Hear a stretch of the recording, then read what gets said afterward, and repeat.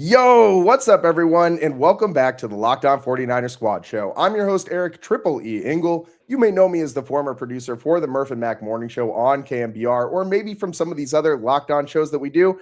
But tonight, just too much for the San Francisco 49ers as they fall to the Seattle Seahawks 41-6, and their miracle run ends. They just lost the war of attrition. Just too many injuries ultimately for this team to keep pushing on.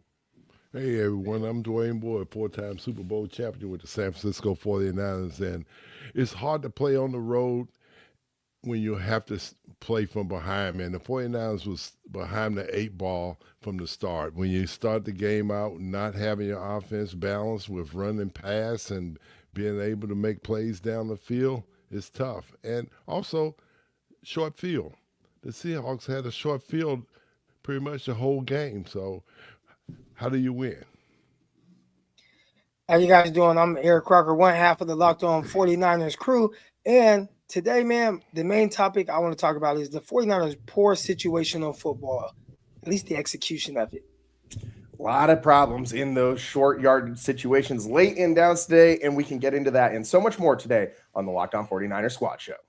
To all the faithful, it's the 49ers Squad. Everything San Francisco 49ers every week.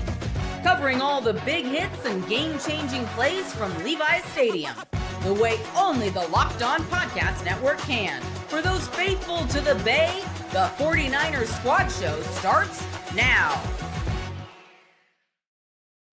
Hey everyone, thank you so much for joining in on another episode of the Locked On 49ers Squad Show. Shout out to all of you on the getting us on the YouTube channel or on however you get your podcast. Make sure that you are subscribed on whatever platform you're taking in the show on. And today's show is also brought to you by FanDuel. If you want to be right in the middle of the action this season, visit FanDuel.com and place your NFL live bets all season long. And man, we were just talking before we got this one going about some bad betting on Triple E's part for tonight's game, man. As soon as that line hit 7.5, I thought the 49ers are for sure not losing by more than a touchdown in this one. And man, was I wrong. A good old-fashioned belt-to-butt, you know what kicking for the San Francisco 49ers today.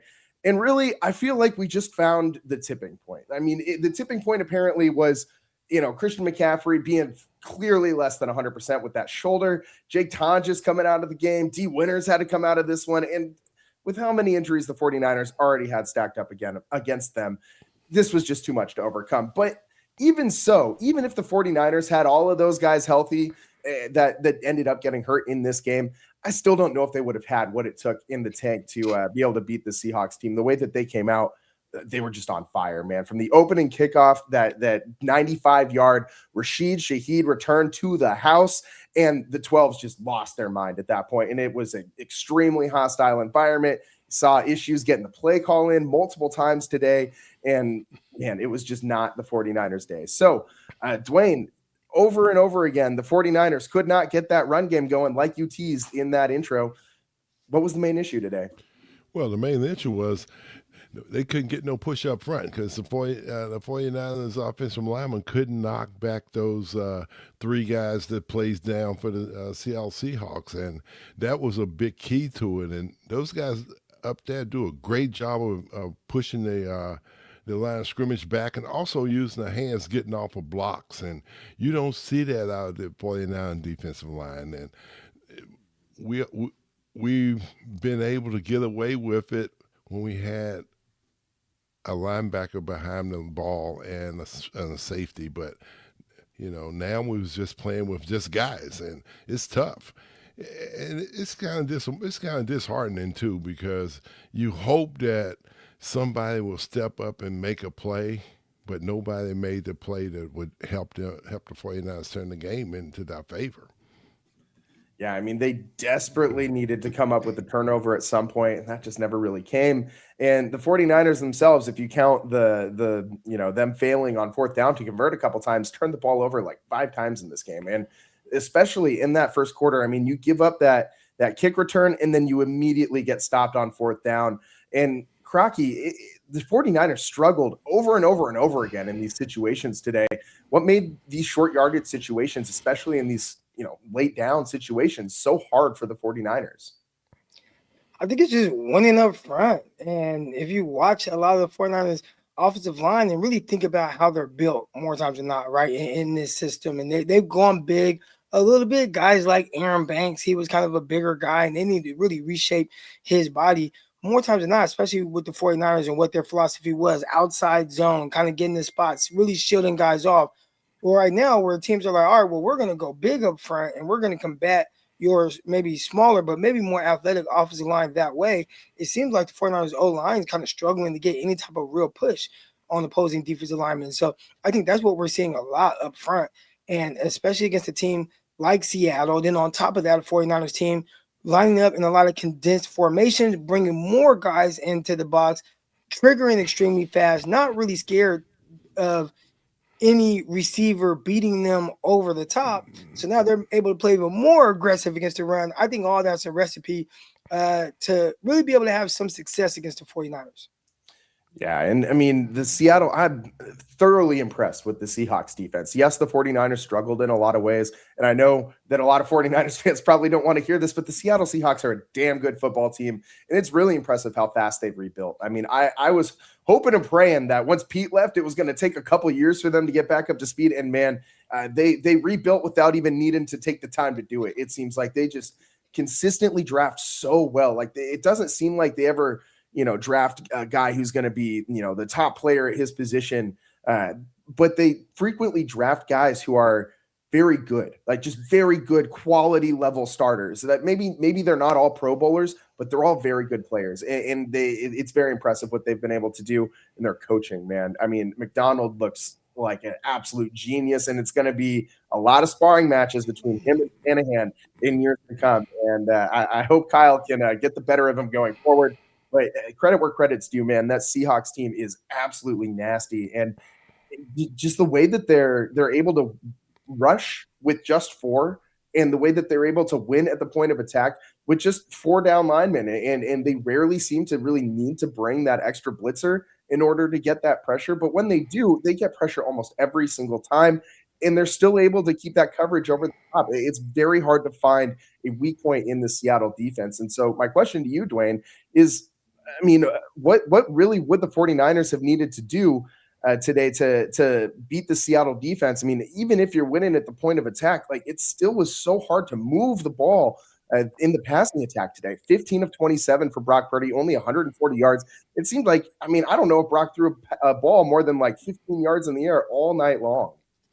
Well, I think they needed to get the ball out of Brock's hand faster. And when you do that, you put it in the hands of a receiver and let the receiver work his magic on making somebody miss and making plays. And you can see that the 2 backs that Seattle have, they run physical, okay? Oh, yeah. They're real physical backs. And I would say that you look at the 49ers, they really don't have a physical back. McCaffrey is more of a finesse back than a physical back. And when you get a guy like that, I know back in the day when the Seahawks went and got Marshawn Lynch, Marshawn was a physical back. And those physical backs make it hard on defense. And wear you down. You don't want to tackle those guys. You don't want to. You saw that a couple of times today where some of the secondary didn't want to tackle, especially making some business decisions. Yeah, it's like, hey, I'm not tackling him. He's too close to the end zone. We just let him in the end zone right now. That's the way it looked to me. It's kind of it's one way that you can look at it is the 49ers need to go get some, what did I say? Some guys that bring the woo licks, okay? It looked like, and Seattle got some woo lick guys on the team, and the 49ers don't have those guys. Yeah. Dwayne talked about the 49ers maybe trying to figure out some ways to get the ball at the quarterback's hand pretty quick. But a big issue with that is, who are the quick right now man beaters? So I see Rainy Storm in the chat. He says, is anyone going to ask Crocky about his garbage support of Brandon Aiyuk? What the hell is that about? And it's really more so about needing that type of player as opposed to BA. Now, again, it's not easy to get guys that have that type of caliber. I also, because I know certain people and I've had certain conversations with people who know BA, I know a little bit more about the situation and why it got to how it is right now and what with this player like super disgruntled and some of the things that were said. So why he's not handling it well, but I understand a little bit of the backstory on that. Regardless, that type of player, the 49ers don't have it right now. They don't have anyone that they can count on to win man coverage in short areas and short quarters. So they're doing all these condensed formations. There ain't no Deebo Samuel out there who you could just, we're just going to get you the ball right here and he catch it, take it 80 yards.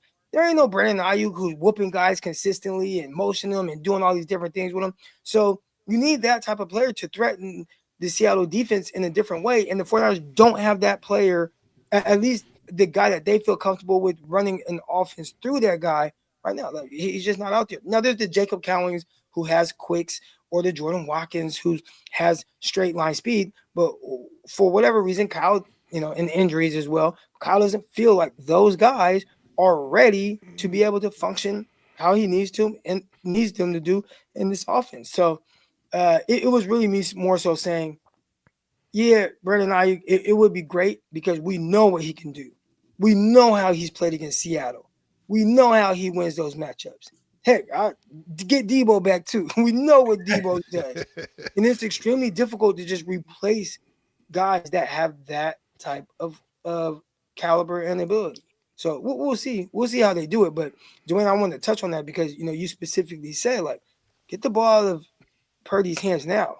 But when I was watching him, and there were times where I felt like he had time to throw the ball. Nobody was open. Yeah. They were not open. Yeah. Yeah, he had to come all the way back across the field a few times to find Jake Tonjes, and that seemed like his most sure thing until Tonjes got hurt. And at that point, just to take a look at the wide receivers, I mean, you talk about needing to get the ball out quick. I mean, two guys come to mind, like I said, Jake Tonjes and Christian McCaffrey, and that's why Christian McCaffrey has had so many receptions this year, because he's probably their best man beater as far as anyone running pass routes for this team. I mean, Juwan Jennings has been good this year, but he's not really a I'm gonna whoop you in with my route kind of guy. He's gonna dominate you with his size and his physicality, but he doesn't have that. He's gonna just snap off at the top of a route and leave the defender just hanging there, or like we saw Ricky Pearsall do a couple weeks ago, where he just sent that Bears DB just into the ground on him because he ran such a good route. And I get what you're saying, Crocky. It's not the sentiment for BA specifically. It's just the sentiment of like needing basically specifically that type of wide receiver in this offense. And that makes it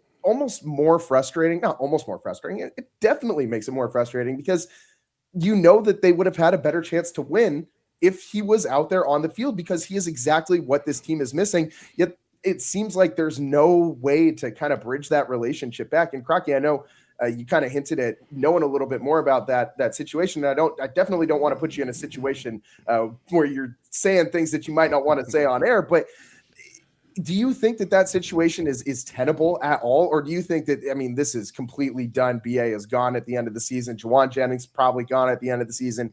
The 49ers are now searching for basically a whole new wide receiver room with Ricky Pearsall at the head of it.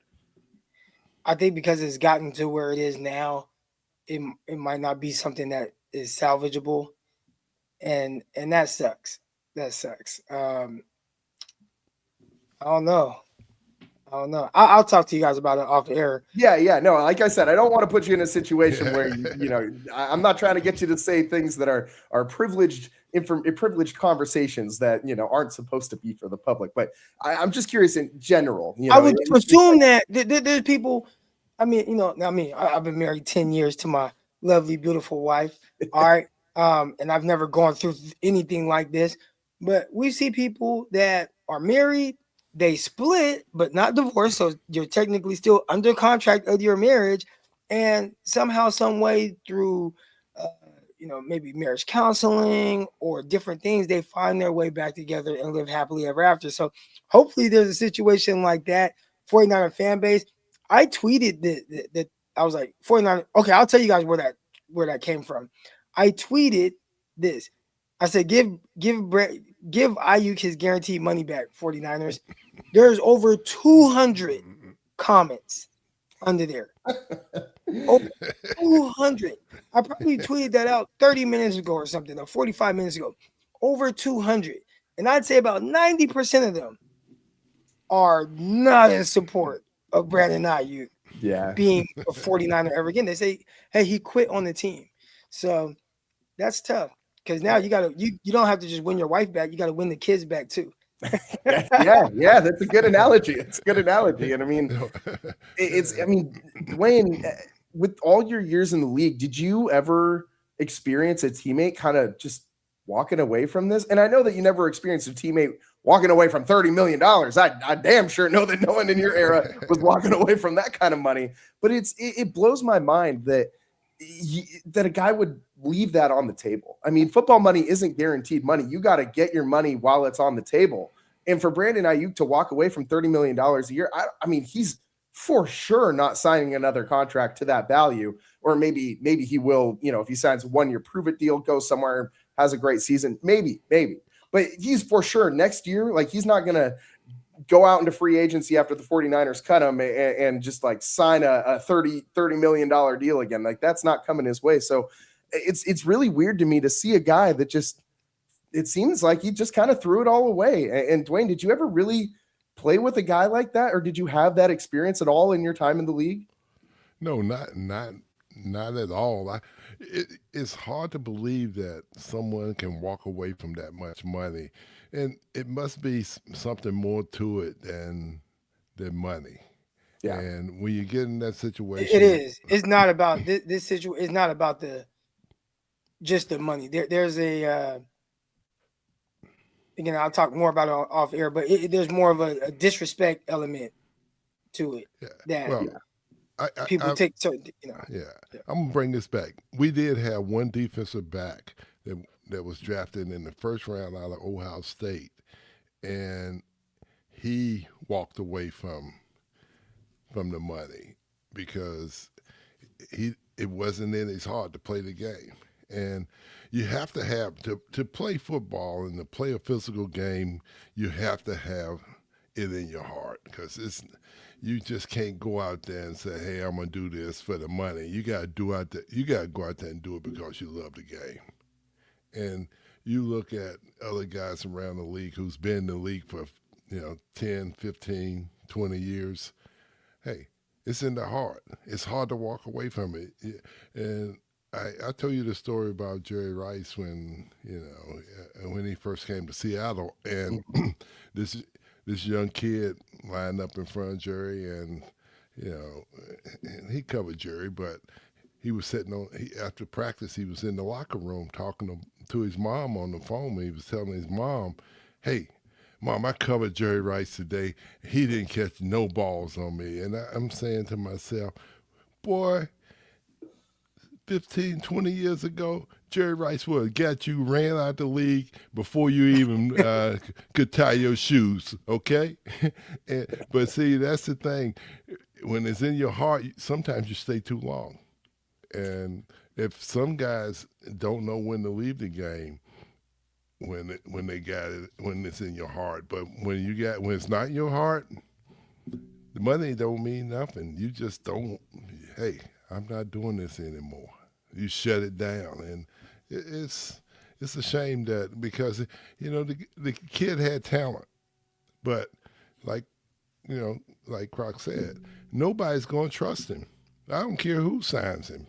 If he decides to come back tomorrow and say, "Hey, I'll play for the minimum, but if I do well, you got to pay me my real salary." But it ain't gonna work like that because it's a bad taste in the locker room, and the locker room spreads around the league, and everybody knows that every team's business in every locker room. It's 31 other teams in the NFL knows the situation that happened in San Francisco with him, and he's not going to be able to get a job. Yeah, what do you think, Croc? You think he'll get a job somewhere? Yeah, indoor arena. He'll get an opportunity. Will he get an opportunity at the money that he was slated to make for the 49ers? I think that's the part that may never come, for him again. Yeah. And it's just frustrating, right? To circle all this back to where we started. It's just frustrating to know that the 49ers need that specific type of wide receiver, and they had one of them on the roster. They just gave him a massive, massive, massive contract and you didn't get him at all this season. And again, I don't know that having Brandon Aiyuk makes the 49ers win this game. There are a whole host of problems that the 49ers have and need to address that very much so reared their head in this game, aside from the wide receiver group. And ultimately, it's hard to really evaluate I think what this team truly is when you have so many injuries, when you have so many key players out, Nick Bosa, Fred Warner, George Kittle, injuries all across the offensive and defensive lines. You lose your first-round draft pick from this last year, Mykal Williams. It's just too much. You found the edge of the cliff here. And for the 49ers, ultimately, I do think this is a pretty successful season. And why don't we talk about that next on the other side? Is this a successful season for the 49ers or not? We'll talk about that next here on the Locked On 49ers Squad Show.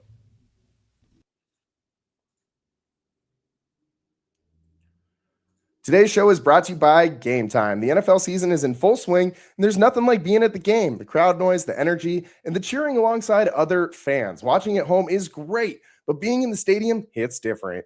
The frustrating part has always been getting tickets, waiting in queues, dealing with logins, and watching prices change right as soon as you're about to check out. It is so frustrating, and that's why the Gametime app gives the advantage back to fans. It's the hack for unlocking amazing NFL tickets and experiences in just a few taps. I pulled up the Gametime app to check out upcoming NFL games, and while there's none with the 49ers playing them in San Francisco, there's still a pretty big damn football game to be played here in the Bay Area coming up, the Super Bowl, and Gametime will be able to get you some tickets for that. The app is incredibly intuitive, browsing, comparing, and buying multiple tickets.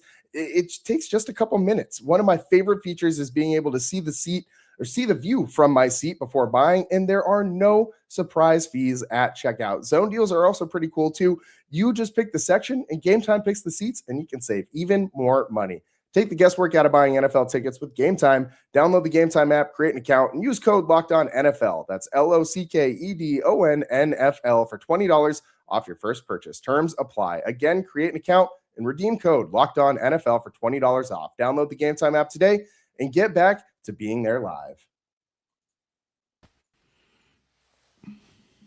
Welcome back to the Locked On 49ers Squad Show. I'm your host, Eric Triple E Engel, joined by Dwayne Board, four-time Super Bowl champion, and one half of the Locked On 49ers podcast, Eric Crocker. And guys, I think that this was very definitively a successful season for the 49ers when you look at the hand that they were dealt, when you look at what unfolded over the course of the season. Now, I'm not saying that they achieved the ultimate goal, because that's still the Super Bowl. It's still, the quest for 6, even though I am so damn tired of hearing that damn phrase, because I've been hearing it literally my entire 32 years of existence on this planet, or almost 32 years, because they won the last Super Bowl the 49ers won. I was exactly 1 year old. So as long as my memory dates, I have heard this expression, and I'm so tired of hearing it. I just want them to have the 6th one already.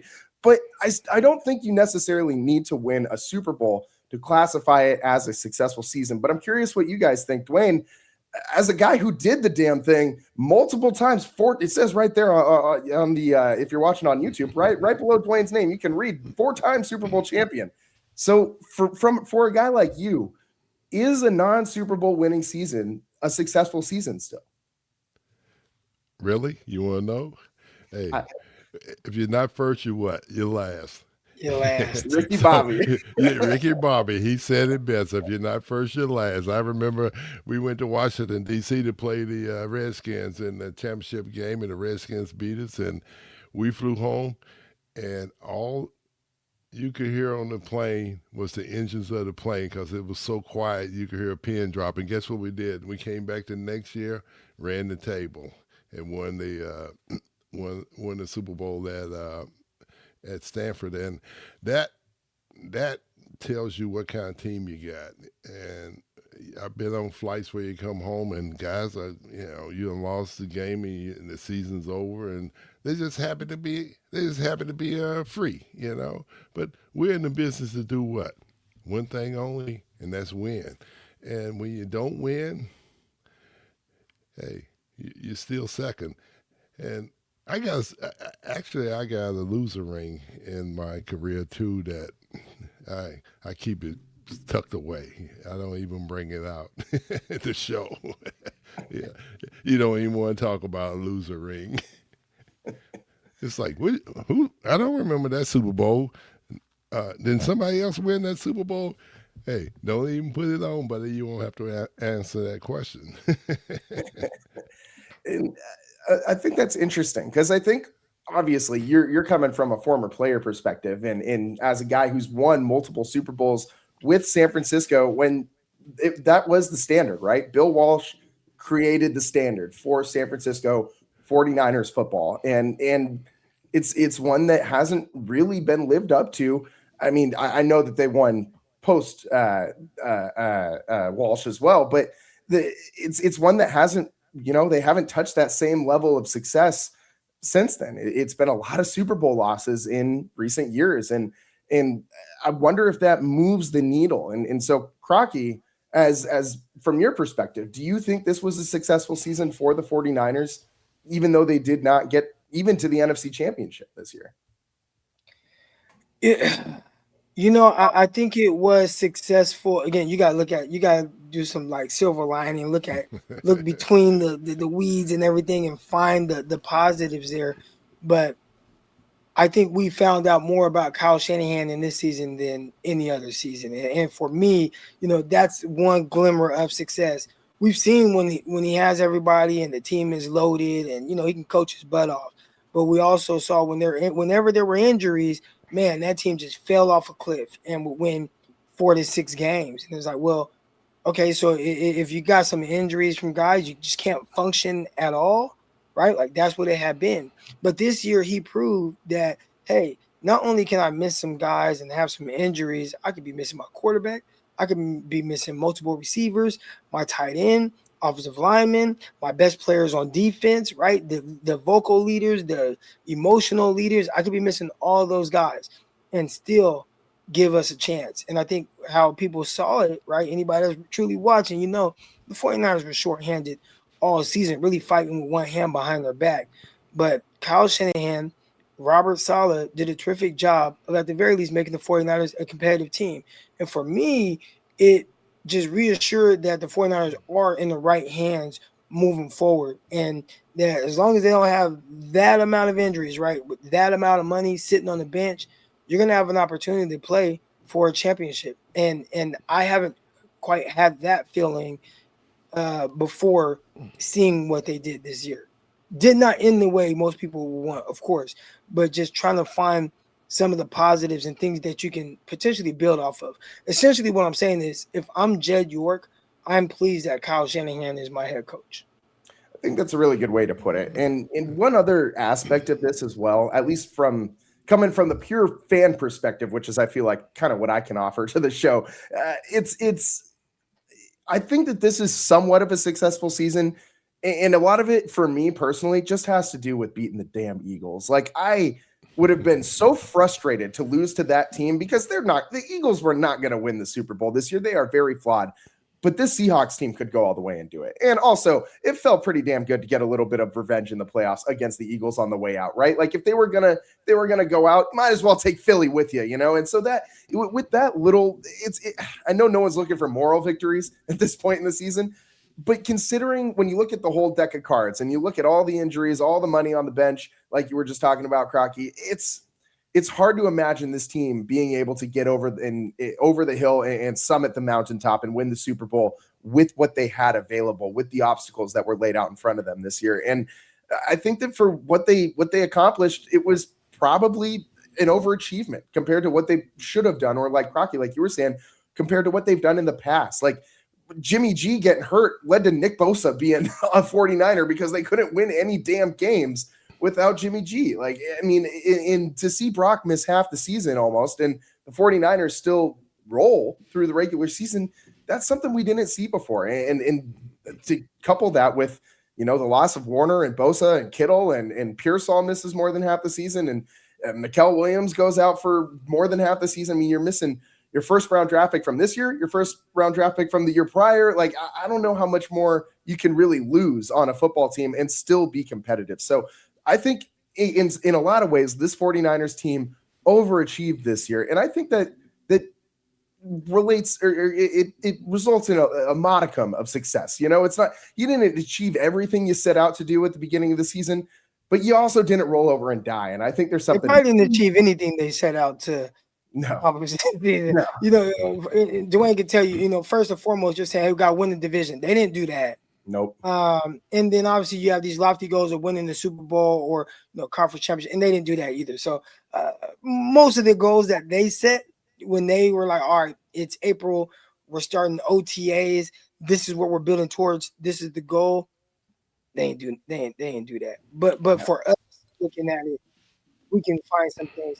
I mean, Purdy, I had a lot of people tell me, oh, Croc, you want to come around on Brock Purdy now? Well, yeah, because I watched him in this season. I mean, in this situation last year, and the 49ers had 6 wins. You know what I'm saying? Like that, I wanted to see him in these type of situations and perform and raise the level of play around everyone, around him. Raise the play of everyone around him. Excuse me. And last year, we didn't see that. At least not in key moments. I mean, he turned the ball over and over and over with a lot of opportunities to win some games last year. And this year, it was the opposite.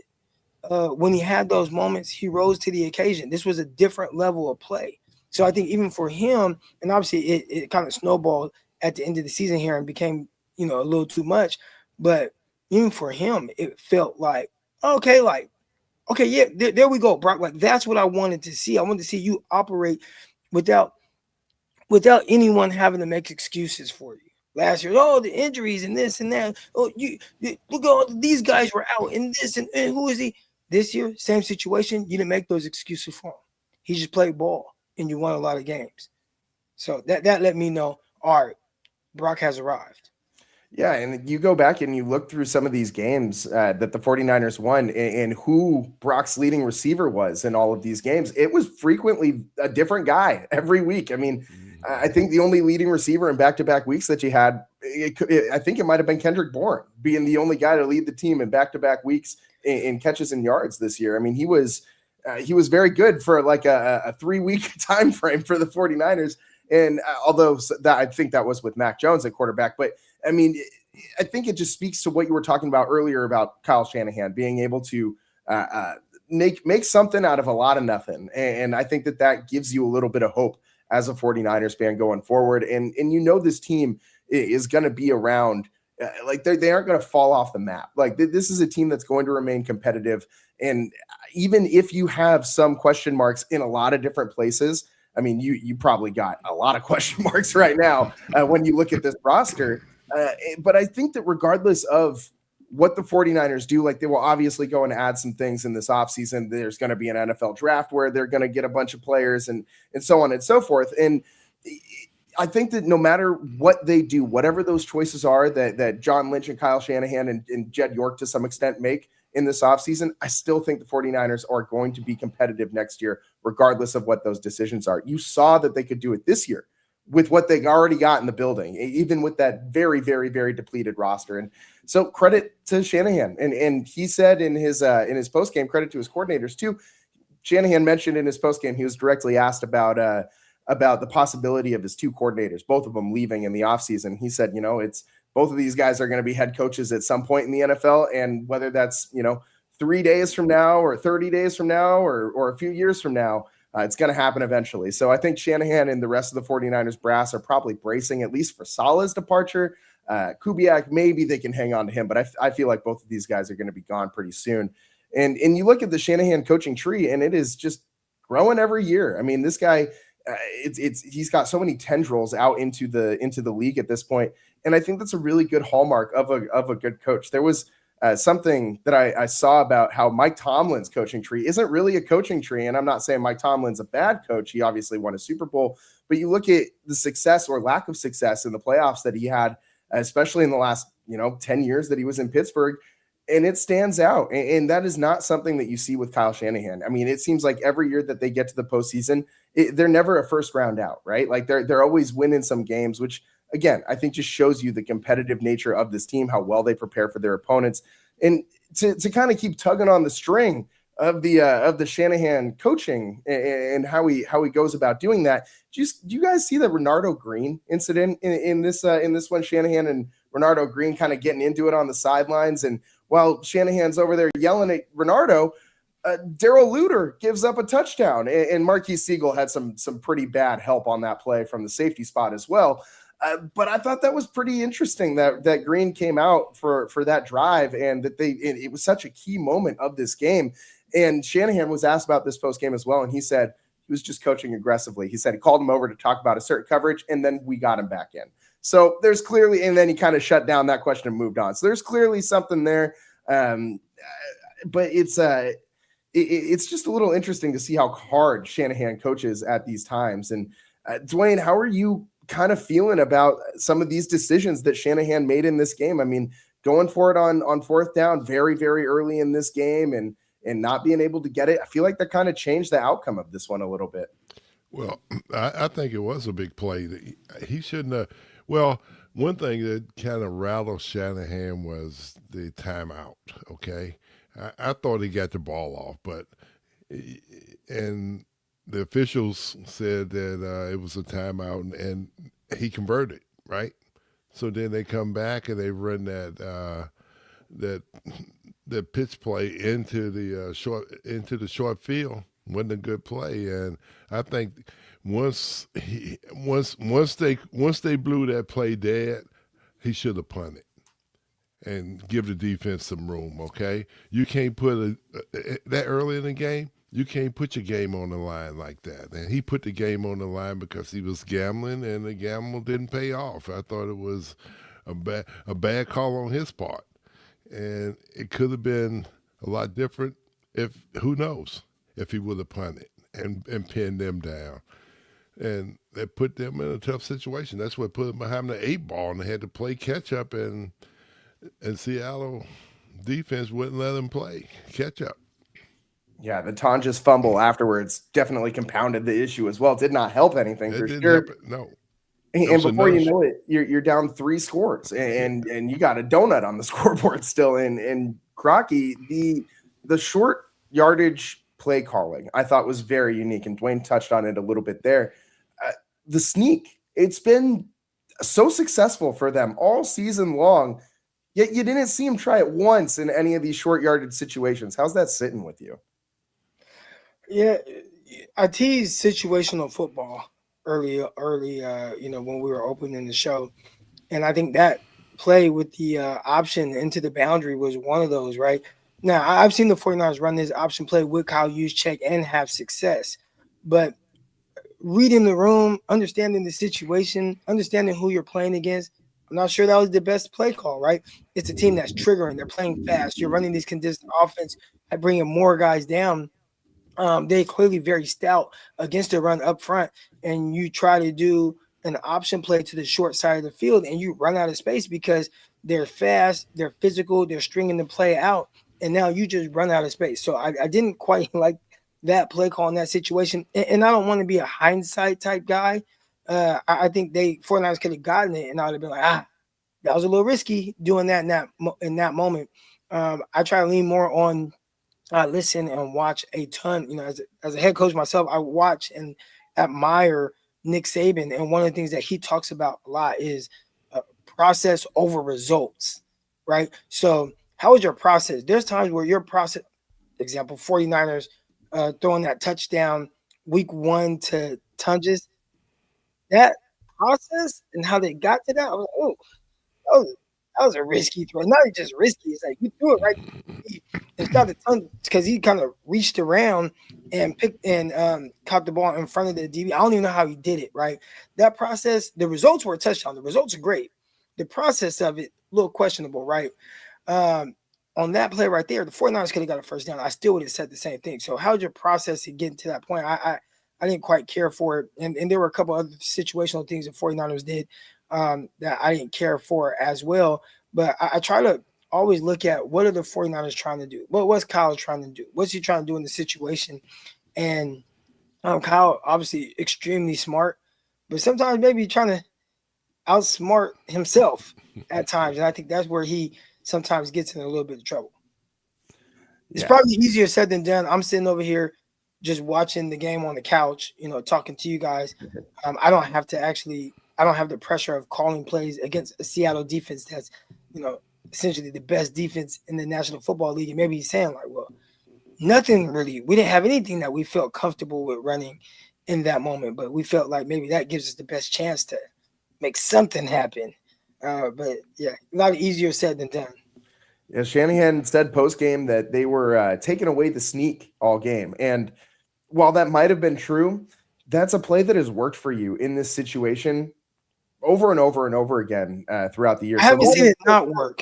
Yeah, exactly. And for you to not call that play once in this situation when they ended, I mean, I can think of like 3 key situations where it was 3rd and short or 4th and short and they couldn't get it done. And for not one of those play calls to be a sneak, even though you might have had not the best defensive look to run it against, I mean, I gotta wonder what the hell other play is going to be looking better against the Seattle defense. Like you said, with trying to run that option play on the short side of the field, with the way that the Seahawks defense flows to the ball and how much speed they have on defense sideline to sideline. I want to get north-south real bad in those situations. I don't want plays strung out to the sideline in a 4th and 1 or a 3rd and 2. And Dwayne, I can't help but sit here and think, damn, I miss Jordan Mason right now. Jordan Ponches Mason. And I just wish that they had a hammer in that backfield. And while Brian Robinson is sort of that guy, he's not Jordan Mason. So do you think that that's something that this team might need to add in the offseason is more of, like you said, someone that brings some physicality? You talked about this a little bit earlier, comparing, talking about Marshawn Lynch in Seattle and kind of the attitude that brought to the offense. I'm not saying get rid of Christian McCaffrey for a power back, but do you think that they kind of need a little bit of infusion of that attitude in this team right now? Well, if he doesn't want to go further than short yardage and risk his quarterback on a sneak, he needs somebody like that. And when I remember back in the day, Bill Walsh went and got a guy named Johnny Davis out of Alabama, and Johnny Davis was good for 1 yard. And no matter what, if nobody blocked anyone, Johnny Davis got that 1 yard. And you need that kind of guy. And that brings another thing up, that you think that when you got something that works, run it until they stop it. Yeah. So they didn't run it. So why did you go away from it? Hey, make the other team worry about, well, how are we going to stop this quarterback sneak? It's just like the tush push by the Eagles. They're still running. They're going to run it forever, The only way they're going to get it out, get it stopped is the league is going to ban it, and that's how they do it. But they run it until they stop it. And they got to get back to dictating what happens in the game, not letting the other team dictate what happens to you, is what I'm hearing from that. Well, his dad was like that. His dad now, he made sure that he did exactly that. He made them, he's going to dictate to what he's going to do to your defense. And that's what Kyle's got to get down to. It's like he got to get back to dictating. Hey, make them have to stop. Make them have to come up with a defense to stop you, okay? Just don't go out there and say these guys going to play a plain old defense and you can't get 1 yard. Come on. And a lot of this comes back to it would be nice to have that big bruising back there. Like I remember when the 49ers went out and got Brandon Jacobs to fill this exact role towards the twilight years of his career. And he was great. He had no more straight line speed anymore, but Brandon, 240 pounds of Brandon Jacobs running into the back of that line, he's falling forward and getting a yard, at least 1, maybe 2 every single time. So I do think that they could use a guy like that in this system. I feel like they have a lot of redundancy at the running back position in some ways. And that's, I think, by design, just in case you got some injuries to McCaffrey, which, by the way, talk about things that maybe the 49ers had set out as goals at the beginning of the season. One of those things might have been keeping Christian McCaffrey healthy and on the field. And for that guy to have played every single game this year, I think is nothing short of a miracle. I mean, the way that he was kind of slow played in the beginning of the year, and we did not know what was going to happen with those ankles, especially preseason, when it's like, oh, hey, guess what? He's got that ankle issue in both ankles. It's like, oh God, what is going to happen to this team right now without Christian McCaffrey? And for him to go out there and not only be there for the entire season, but to have 400 plus touches I mean, that guy is a warrior, and you saw what he was battling through today, and they are so lucky to have 23 on this team because, man, they would be absolutely lost without him. And maybe you got to start planning for giving some of those touches to somebody else, because I don't think Christian McCaffrey is going to survive another season of 400-plus touches. So on the other side, let's talk about some of these needy areas that this 49ers team has at this point and some of these big weaknesses. What are the biggest needs for this team going forward? Let's get into that next here on the Locked On 49ers Squad Show.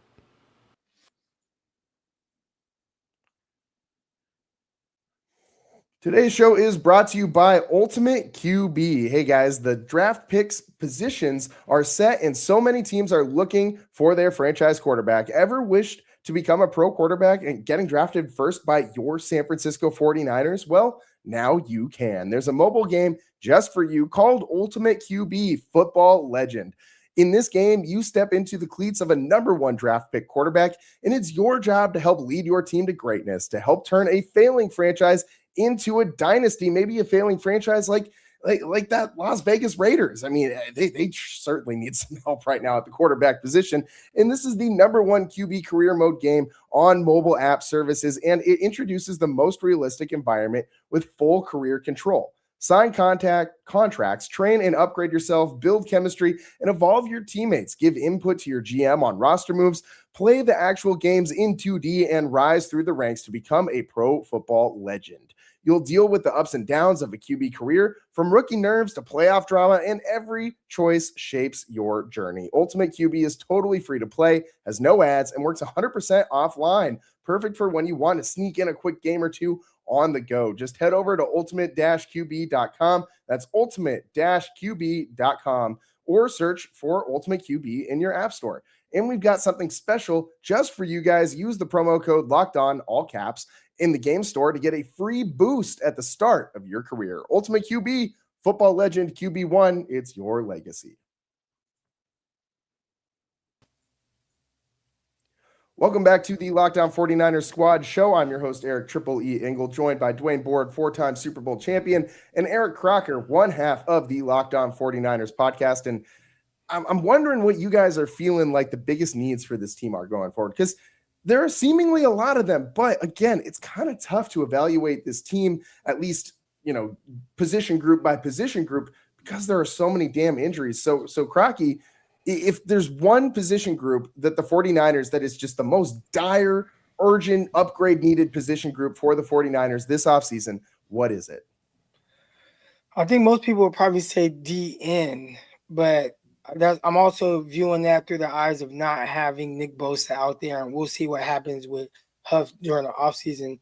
I'm going to say receiver, because although Ricky Pearsall, I think he has terrific ability, he just in the first 2 years of his career shown this inability to stay healthy, right? Like I don't feel like I can count on him moving forward. Different things happen or whatever. In this football, guys are going to get banged up, but it just seems to be happening to him a lot. So I'm going to need a guy to be able to come in here and bring some dynamic type of ability and potentially get a legit wide receiver one that a guy like Ricky Pearsall can play off of. So who was that guy? And that would be one of my primary focuses. Typically, I would go straight to the defense, but you did draft Mykel Williams. You do got Huff coming back. You do have Nick Bosa coming back. So there is help on the way. And I do think when you look at the interior defensive line with CJ West, Alfred Collins, those were guys that got tremendous playing experience this year. So would like to improve there in the trenches, but I think the help is coming. Receiver, I really need somebody for Brock Purdy, because tonight, him running for his life because guys aren't getting open quick enough, that's a recipe for disaster. And clearly, Brandon Aiyuk ain't coming back to help you. So that would be priority number one for me. And when I'm looking at receivers available, George Pickens, Alec Pierce those are kind of the guys that you're going to be looking at if you're the 49ers, or maybe even trying to bring back Jawan Jennings. Mike Evans also, but that's another guy who is in the twilight years of his career and is having some injury issues. So I think they're going to need to try and build that through the draft. If they're going to find a top pass catcher for Brock Purdy, I think you might need to spend a high-level draft pick on one of them, and we'll see what the 49ers end up doing. Obviously, a lot of time between now and when they will make that decision, but it's for sure a need. I mean, especially when you consider Juwan Jennings is going to be a free agent this offseason.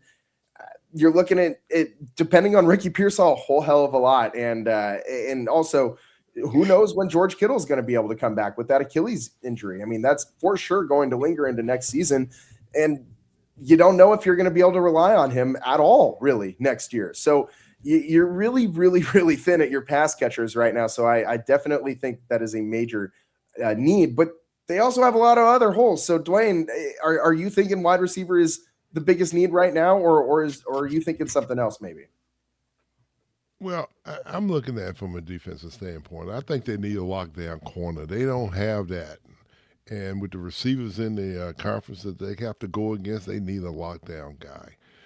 And also a safety, a strong safety. They're missing that part of the game too. And a weak side linebacker, one that can run. And the thing that they don't have on that defense is speed. I mean, I don't see it. And that's one thing that's important is when you get speed, I always believe on the back end, if you got guys that can run, if they make a mistake, they can correct it.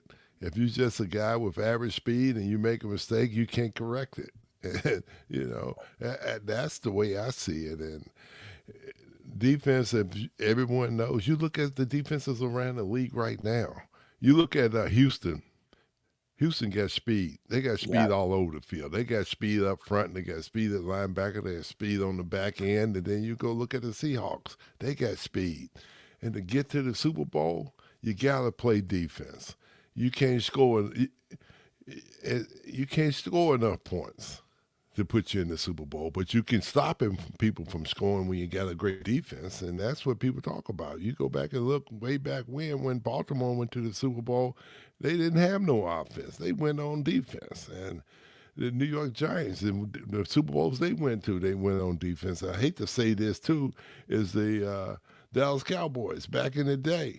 They had a defense. Troy Aikman, all he had to do was protect. All you gotta do is protect the ball. Don't turn the ball over and 88 on the slant. Yeah, that's it. It's over.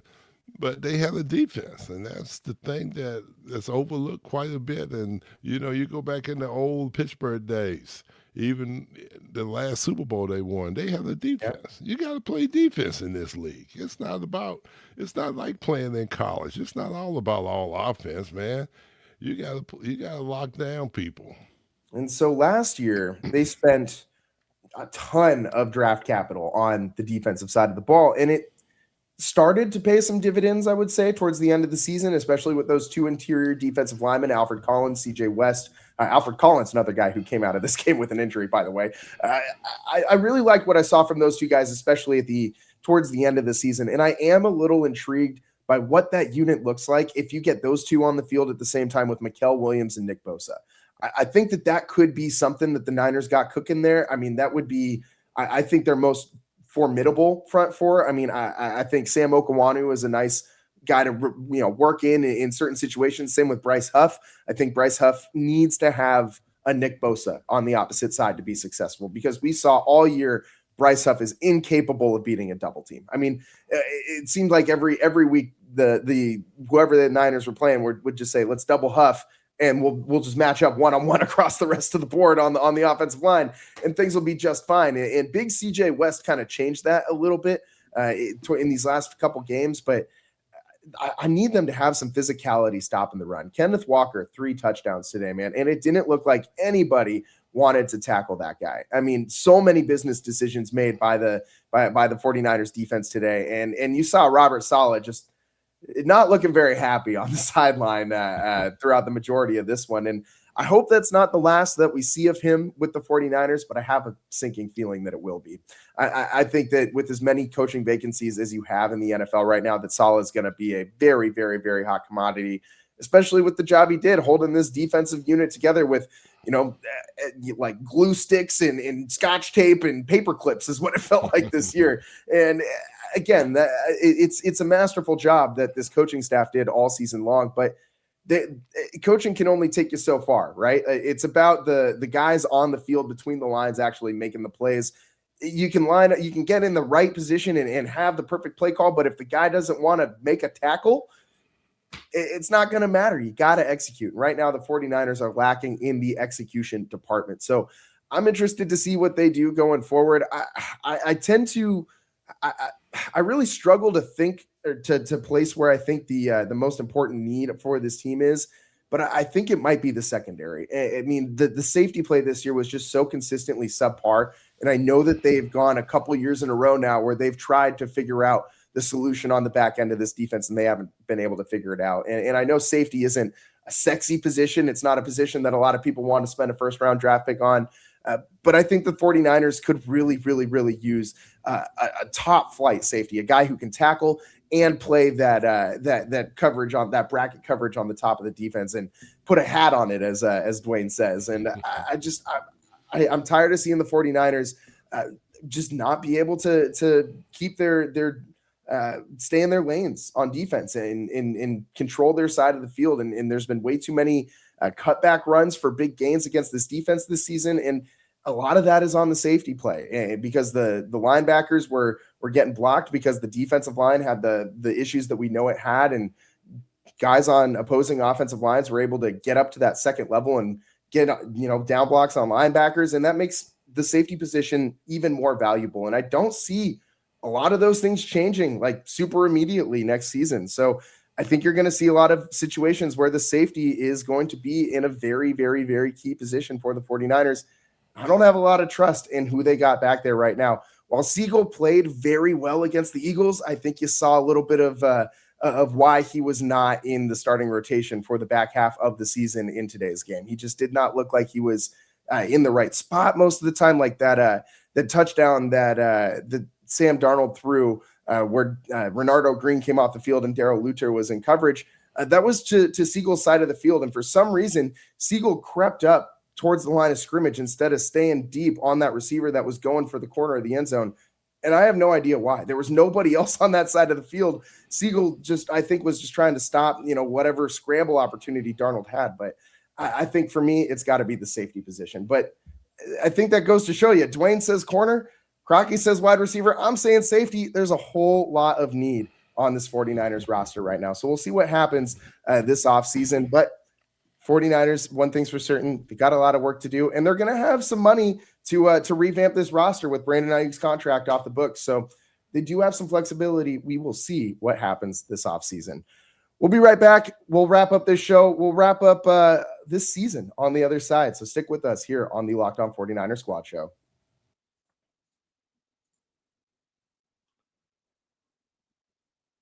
Today's show is brought to you by Home Chef. As the new year gets going, a lot of people are trying to simplify their routines, and dinner is a big one. Between busy work days, cold winter nights, and packed schedules, having an easy, reliable dinner plan makes a huge difference, and that's where Home Chef comes in. Home Chef takes the stress out of cooking by delivering fresh, pre-portioned ingredients right to your door with easy-to-follow recipes that actually taste great. They're rated #1 by users of other meal kits for quality, convenience, value, taste, and recipe ease. And it's easy to see why. Meals come ready to fit into your schedule. 30-minute recipes, oven-ready trays, or quick lunches. Over 30 weekly options, including family-sized meals and different dietary choices. I have a really hard time with a lot of lactose stuff like a lot of people out there, so that's great for me. And recipes are simple but feel elevated, even restaurant quality, with dishes co-created by chefs like Gordon Ramsay. You don't need to go out to get Gordon Ramsay. You don't need to go to Hell's Kitchen. You got Gordon Ramsay at home. So for a limited time, Home Chef is offering my listeners 50% off your first box, free shipping, and free dessert for life. Just go to homechef.com/lockedon. That's homechef.com/lockedon for 50% off your first box. Free shipping and free dessert for life. Must be an active subscriber to receive free dessert. And today's show is also brought to you by FanDuel. The wildcard round is here, and FanDuel is officially in playoff mode. Wildcard round was last week. We got out-of-date copy on this, but we're on to the divisional round. And every game day during the NFL playoffs, FanDuel is giving customers even more ways to get in on the action. Because right now, every NFL game day, FanDuel users get a profit boost pack waiting for them inside the app. At each game day, you'll see a pack loaded with multiple profit boosts and you can apply the bets you like the most. Open your Profit Boost pack first thing on game day and see what boosts you want to apply. The boost let you lean into your game day instincts, whether you're backing momentum, defense, quarterback play, or coaching. The boost give you more juice on the bets you already like instead of forcing you to bet something new. Every play feels bigger, and the boost make your bets feel that way too. You make your picks, then apply your profit boosts to go after even bigger payouts while the playoffs get rolling. So visit FanDuel, an official sportsbook partner of the NFL, and grab your profit boost pack every NFL playoff game day.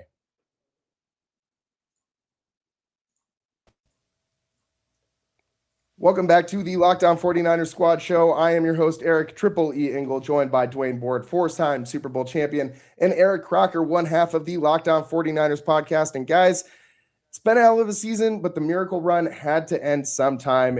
This team just didn't ultimately have enough in the tank to get over the hump and summit the mountaintop and win the Super Bowl. And honestly, I don't think that it would have, I don't think anybody really expected this team to, with all the injuries that they had. Maybe going into the season at the start of the year, there was some hope. But after about week 4 for me, week 5, this was a really weird season in the sense that the 49ers kept winning games, and I kept feeling unsure about this team the whole time based on the way that they won the games, the injuries that you would have to deal with afterwards, and just the whole, mixed bag that was the 49ers this year. So they're on to next season. They're on to Cancun, as I've seen a few comments in the chat. But hey, I think you got to give them a little bit of credit for what they did this year, right? Go ahead, Croc. Oh, go ahead, Dwayne. No, the thing about it is they came a long way, but to get to the Super Bowl, you got to get the home field advantage. You got to eat that home cooking the whole time if you want to make it to the Super Bowl. And they had a chance to do that, but Seattle took it away from them in their own backyard. And now, I don't know. The Super Bowl is coming out of the West, I believe. I don't know if it'll come out the East now that Bo Nix broke his ankle today, and that's tough because Denver had a shot, but now it looks like it's going to be all from the West, all from the NFC West, I think. Yeah, it's going to be really tough, I think, for the Bears with their inexperience to beat the Rams. And I like the Texans, personally, against the Patriots. I think that DeMeco Ryans' defense is flying around, and like you said, Dwayne has all sorts of speed. And just the inexperience, right, on New England. Drake May is such a young quarterback. We'll see what happens tomorrow, but I think it's going to be a Texans versus either the Seahawks or the Rams. And, it hurts my heart to say this. I think we're going to have to stomach either the Seahawks or the Rams winning a Super Bowl at Levi's. And that hurts my heart in more ways than one. Crocky, I just want to thank you so much for joining us every game day for this season. You have a large workload on these days doing the Rapid React with Peacock and then jumping on with us for an hour. And so I just want to extend my many thanks to you. And it's been great listening to your, I think, very, very high level breakdowns of what we're seeing, especially from secondaries. And you do a great job, man. And it's a pleasure to be able to have this show with you. Thank you, man. I had a lot of fun talking 49er football with y'all after the games. Yeah, it's been a fun year. It's been a fun year, and hopefully we get back at it next season.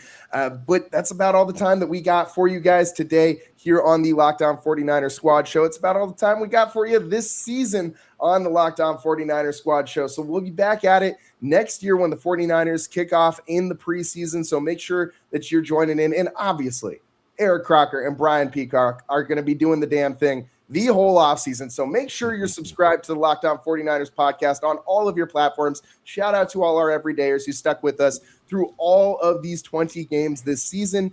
And we really just appreciate all of you for tuning in. Wouldn't be a show without the fans. So appreciate you guys coming in every week and filling up our chat and everything. And it's been a real fun ride this season. And we'll can't wait for next year. As Bart Scott says famously with Crocky's New York Jets. Can't wait. Can't wait.